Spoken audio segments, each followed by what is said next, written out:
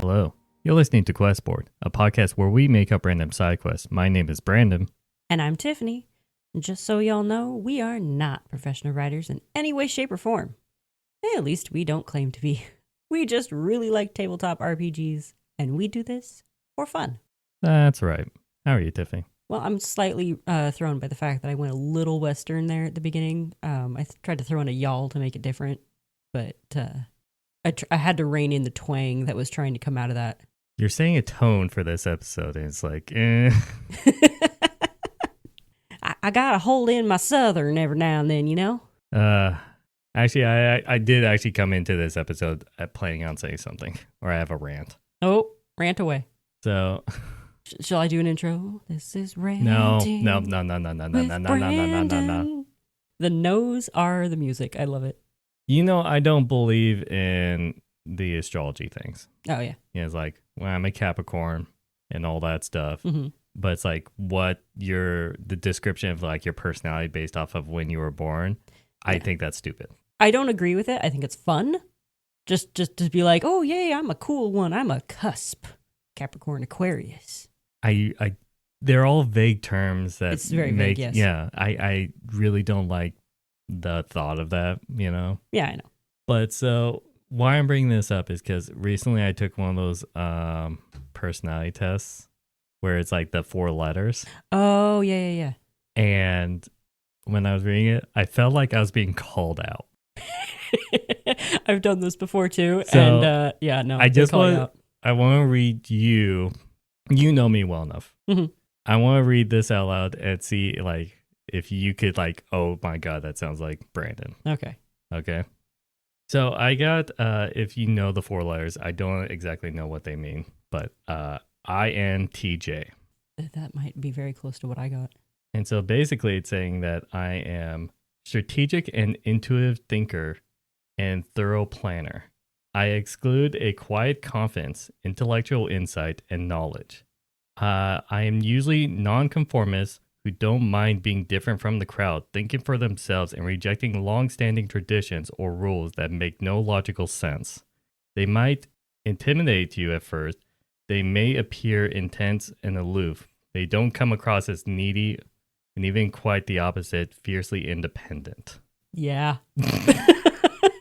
Just this whole time I'm like, oh, yep, mm-hmm, yes, yep. This was also this thing that like I also felt really called out on was like for romance or flirting. Oh my.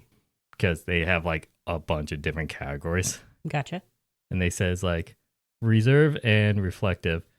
I am unlikely to flirt, put themselves out there or put on a show. Instead, I would rather be their authentic selves and believe that would be enough. They may find ways to spend more time around you, like going out to activities they usually wouldn't. Otherwise, others, if more confident, would let you know directly that they like you as a means of not wasting time. But generally, if you could, it can take them a while to be sure about their feelings for you. Many can often become more argumentative or critical when they like you. However, they could get the suspicion they agree with you less than they do with others. Interesting. So I felt called out because there's times where I would be like attracted to like have a crush on someone, mm-hmm. and I would just go and actually do that where I don't actively flirt. I just like want to spend more time with you, or I tend to not be in disagreement as much. So wait, if you like someone, you argue with them less? Well, Is that what it was saying? It was saying that it was like I argue with, like I could like just argue with you more because like the like getting into like a debate or discussion. Gotcha. Okay. That kind of thing. But so you argue more. But they can be. It's like yeah. But then you could also notice that they don't disagree with you a lot. Gotcha. They let you make your point. Yeah. Instead of just being right. Yeah.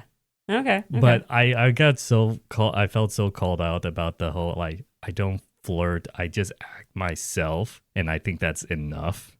That should be enough. Because I never drop like cheesy pickup lines. I never done that. Oh, I've had those used on me. They're so cringe. And I believe I actually do believe in like hey, if I actually want like are interested in you, I'll be like, oh yeah, let's go hang out sometimes. Let's do this or that. And internally, I'm like, I would never normally do this because that sounds a pain. But then it's you, so sure, I'll go do it. It's that kind of thing. And so when I read that, I'm like, I feel so called out right now. And that one's not like astrology or anything. That one's based in science. Yeah, that was an actual like 30 question like quiz where it's like strong disagree, strongly agree kind of thing.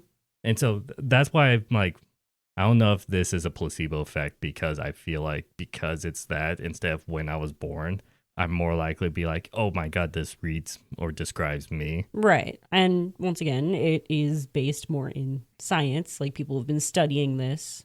And so it's, it goes beyond introvert, extrovert, which I think the I stands for introvert or introverted. Oh, I know I'm introverted. I know.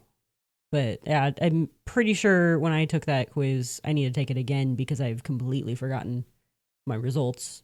But I definitely had an I in mine as well. Yeah, that's a couple days ago I had that. Neat. And I felt like my soul has been read. Anyways, yeah, that was my beginning banner.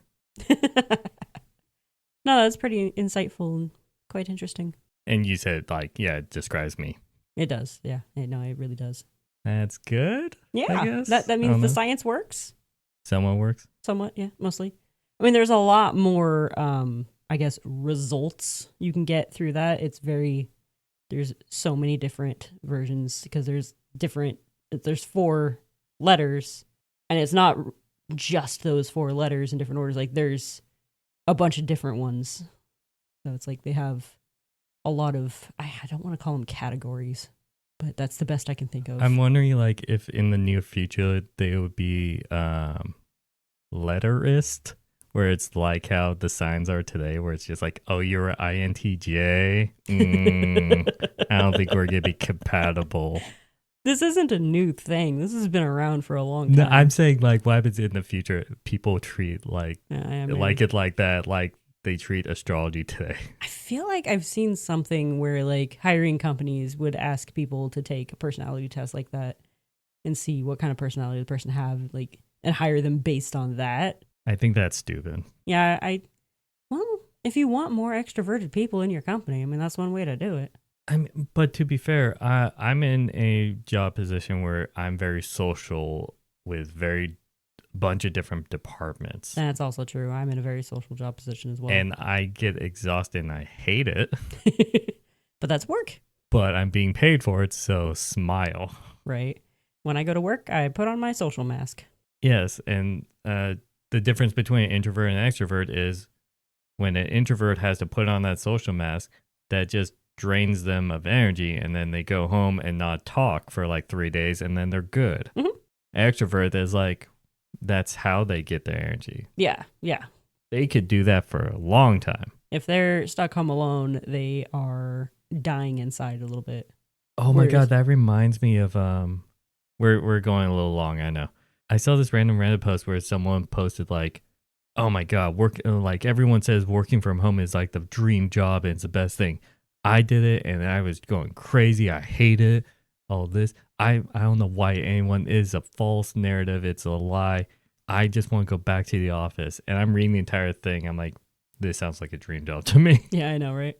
It sounds like the person was extremely extroverted. Yeah. And they needed to go, because they also talk about like, oh, I need to interact with and talk to my coworkers, go over there and talk to them. I'm like, yeah, you're extremely extroverted. Mm-hmm. You didn't realize it. You're the kind of person introverts cringe when they hear coming towards their desk.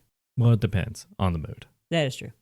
But, if you're actually a really likable person, then you can actually maybe draw introverts out of their shell. Well, that's always the joke, because my best friend now is a extrovert. And I once sent him a meme where it's just like, introverts are merely extroverts that they adopt.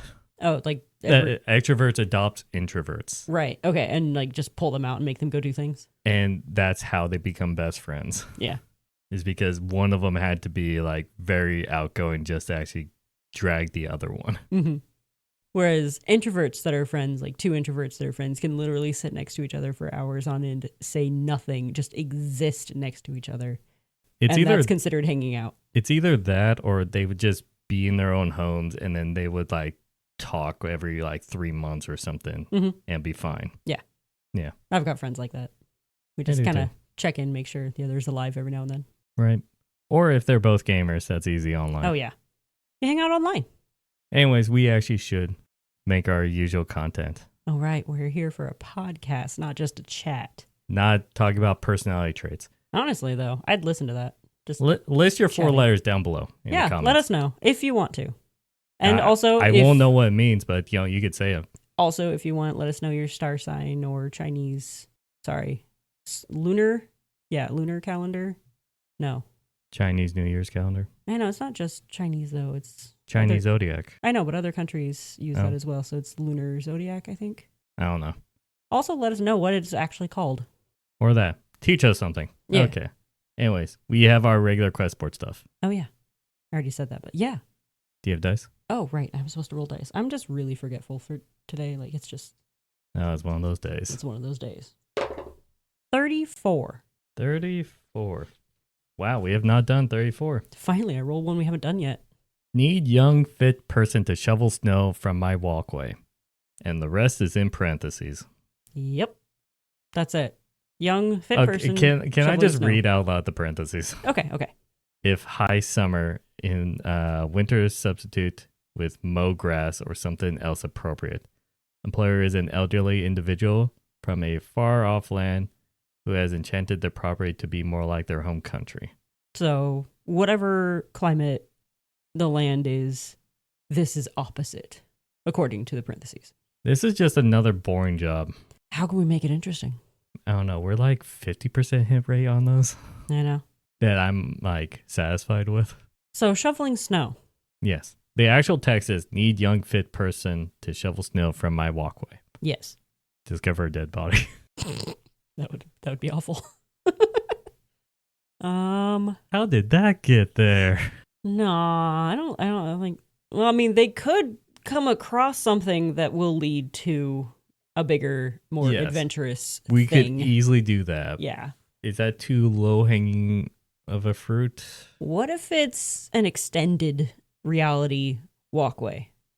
So walking along the front path actually is miles and miles to move in reality about 20 feet.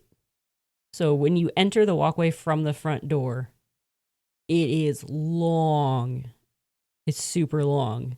And that is to deter solicitors. Because everyone that is actually supposed to be there knows to go around back. Slightly piggyback off of that. Who is that one Greek guy that always has to push a rock up a hill? Roll that boulder up the hill? Yeah. I don't know. You know who I'm talking about. Yeah. What happens if it is like a prank on the party where it's basically, it is a simple walkway, but every time they start shoveling it there's more snow. Okay, so they'll get a And little so- ways into it, and the moment they turn around, Did there's you just ever snow behind see them. the movie Evan Almighty? I think I saw it It's- once a long time ago. Okay, there's the like sequel that. to Bruce Almighty. Yeah, it's Steve Carell Yes. and all that stuff. There's a scene where Steve Carell's like grows a beard and he's starting to shave it, and then gets one side done and the other one's still shaving cream. He starts it and notices like beard has grown back. Doesn't that also happen in the Santa Claus Maybe with Tim Allen, and he's turning into Santa Claus, and he shaves off his beard and it grows back? Maybe, I'm not entirely sure. That's No, been I'm pretty- longer since I've seen that. Pretty movie. sure it happens in both. But Also, the Greek character's name is Sisyphus. Sisyphus. Thank you. But what happens if it's that kind of situation where the person who hired them is basically pulling a prank on the party? Is it pulling a prank on the party, or is dealing with a curse of wherever they call their home will constantly be covered in snow? And they just want to clear the path so they can leave, without slipping, falling in snow or something. But come to find out, it's an enchanted snow that refalls wherever you shovel it. That's a weird curse. It's like, the kind of curse somebody would put on me because I'm actually not a fan of snow. It's cold, it's wet, it gets everywhere. We live in the Pacific Northwest. We don't like snow in general. Yes, and when we do get snow, it's not fun. We can't handle snow. Yeah. And there's a lot of people around here who can't drive in snow, so I'm terrified to go out. Now that includes me. That's why I don't bother driving in it. And I have a husband who's not afraid to drive in it, and I just sit there and white knuckle my way to work. It's good times. Anyways, what approach are we taking? Well, I do like the ever falling snow. Well, it could be like, to make it obvious that it's not because the snow is falling, it's not snowing at all. Mm. They clear it, and then halfway through, then they turn around and it's just recovered. Mm-hmm.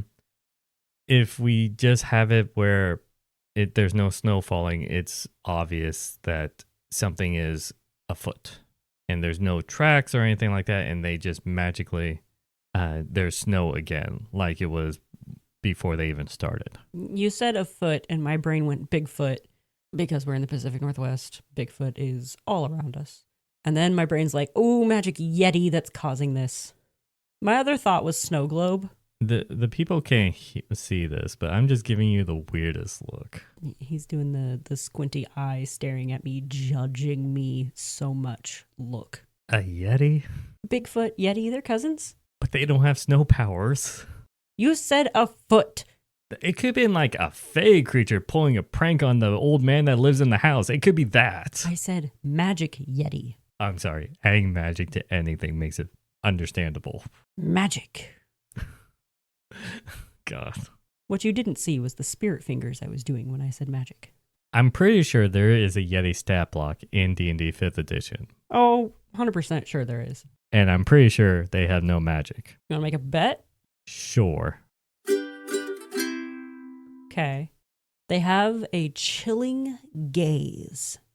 Send me a link. I don't believe you. The Yeti targets one creature it can see within 30 feet of it. If the target can see the Yeti, the target must succeed on a DC 13 Constitution saving throw against this magic, or take 3d6 cold damage, and then be paralyzed for a minute, unless it is immune to cold damage. The target can repeat the saving throw at the end of each of its turns, ending the effect on itself on a success. If the target's saving throw is successful, or if the effect ends on it, the target is immune to the chilling gaze of all Yetis, but not abominable Yetis, for 1 hour. That's so stupid. It literally says against this magic. Yetis are magic. That's so stupid. Oh, I'm so happy I was right. I actually didn't believe myself. It's a freaking Yeti. Now I need to look up abominable Yeti. Okay, so abominable Yetis are just better Yetis with that chilling gaze as well, but also cold breath. You want to make it an abominable Yeti that just keeps using its cold breath to refreeze or re-snow everything up? Then it's super obvious when like they turn around and they just see a huge Yeti just going. No, they have advantage on stealth checks made to hide in snowy terrain. Stealth Yeti. Now I'm picturing a Yeti just laying on the ground and then pops up like the Undertaker, goes and then lays back down. Yeah. And so what? The party just sees him and then fights him? It doesn't have to be a Yeti. It sounds so stupid. It'd be funny if it was, though. Oh, Questboard, how you start your year 3 content? Oh, you know. Do you want to make a Yeti? I mean, we're already a stupid podcast. We're done. I mean, okay. The only reason I ended up on Yeti was you said afoot. My brain said Bigfoot. Oh, this is snow. Yeti. God forbid Sherlock Holmes ever says a crime is afoot. Then you're going to think Bigfoot in London. Mm-hmm. You know what? Jack the Ripper is really Bigfoot. Could be. No, he is. Because his murders are afoot. Uh-huh. Wow. We're struggling. I just realized on this stat block it says languages. Yeti. Yeah. Is Yeti akin to Wookiee? I'm not going to say anything because it's owned by a mouse that could easily sue us. We talk about Disney all the time. We have. I can't remember when, but I think we have. Okay, so we have magic reappearing snow. Not necessarily a Yeti, but it could be if you as a DM wish to make it a Yeti. But is there any other thing it could be? Like I said earlier, my other random thought was snow globe. As in, the snow globe is the item causing the curse in this area. Like, if they were to walk around the perimeter of the area covered in snow, it would be a perfect circle. And somewhere is a snow globe with that person's house in it. Okay, I had a weird train of thought. What if, let's say, it's an old woman? Okay. It never says the gender on the posting. No, it just says need help. What happens if the party, if they actually decide to do this, will go to the home and the old woman would invite them in for some like hot drinks, all that stuff, thank them and all that. Mm-hmm. But what happens if stepping into the home and her closing the door, that like within the home is a way to travel to basically the like Fey realms? Oh, interesting. And so what happens if like this home is like the other like point in the Fey realms is like high elevation where it always snows. Mm-hmm.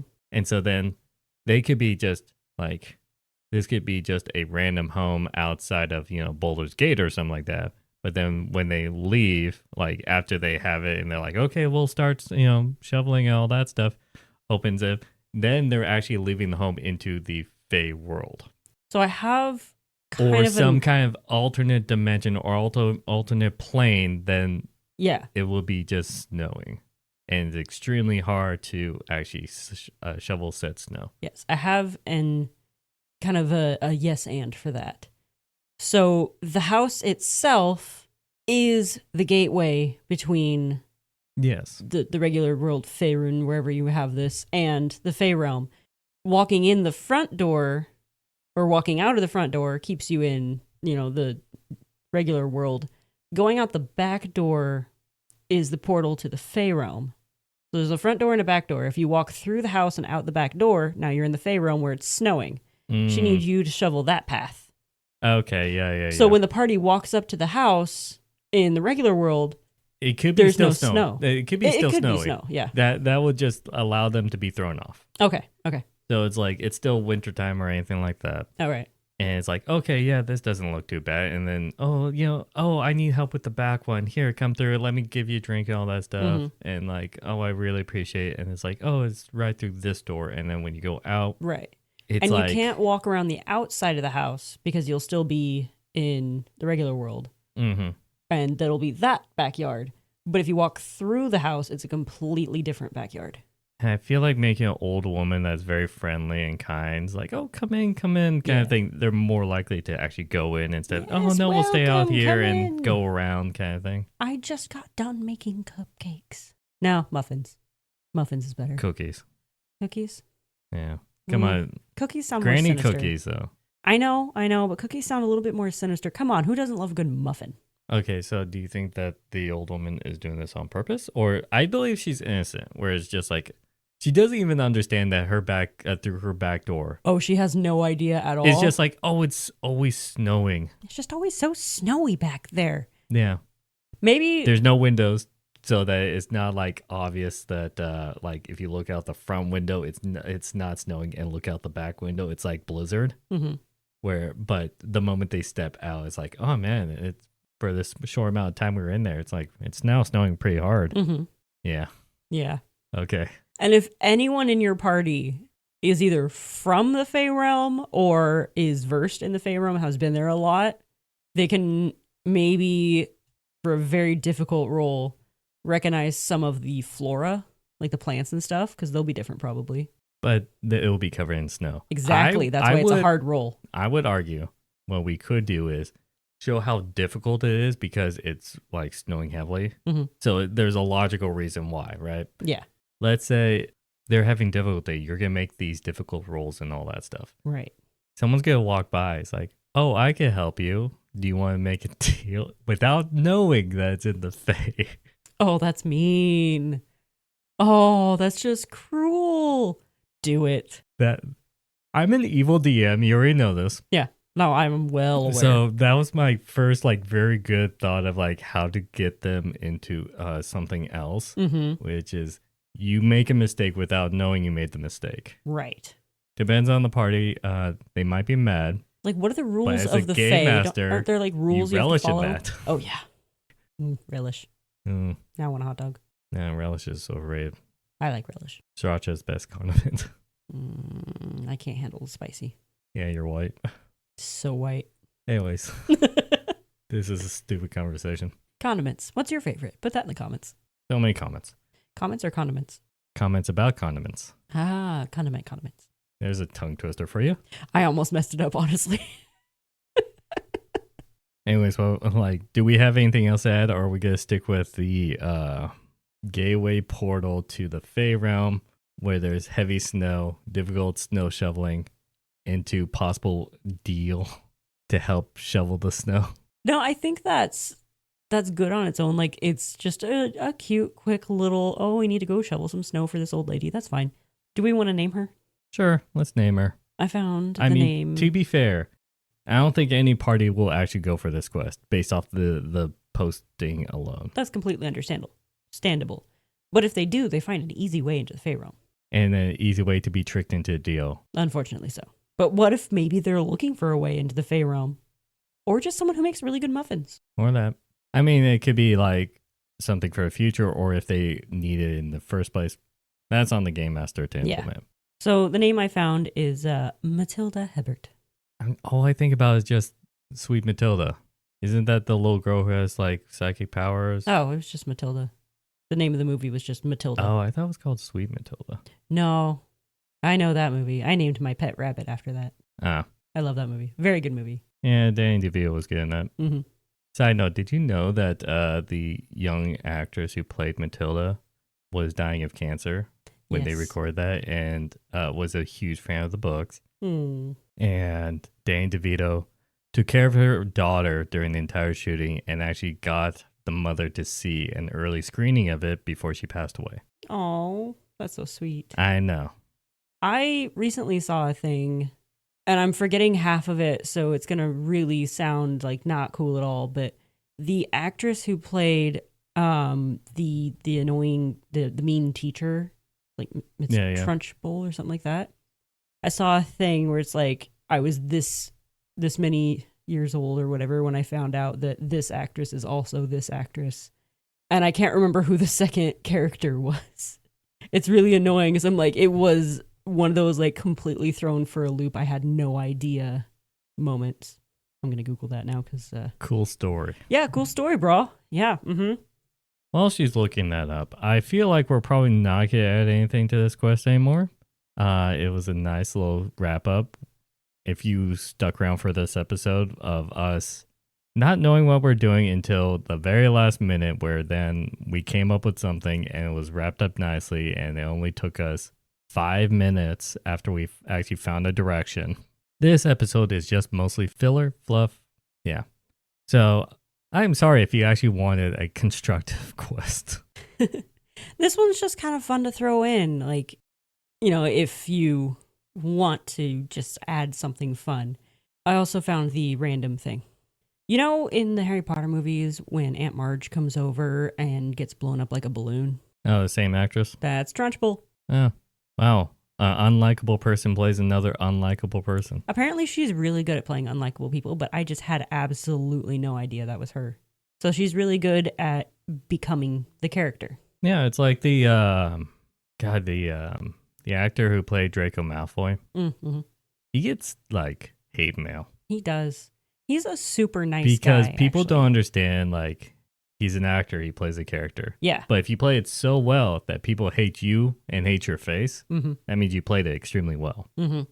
No, I've seen like TikToks of his and stuff. He's actually a super nice guy. Or if people who watched Game of Thrones, King Joffrey and all that stuff, he was super hated, and everyone hates his face, the actor's face, but yeah. He played it so well. Or something after that because of all the hate he got?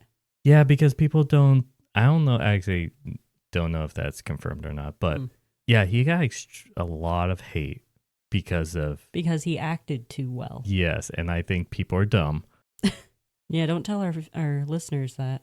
Well, if you unjustly hate someone because of the role they played. Yeah, it's because they played the role well. Anyway. Don't scare off good actors like that. Yeah. Anyways, if you put this in your campaign, let us know what if you implemented the Fae deal. I want to hear what happened. Oh, I want to hear the ramifications. I want all the details. You could let us know down in the comments of this YouTube video if you're watching this on YouTube. Or you could let us know on X at QuestBoardPod or on Blue Sky at QuestBoard.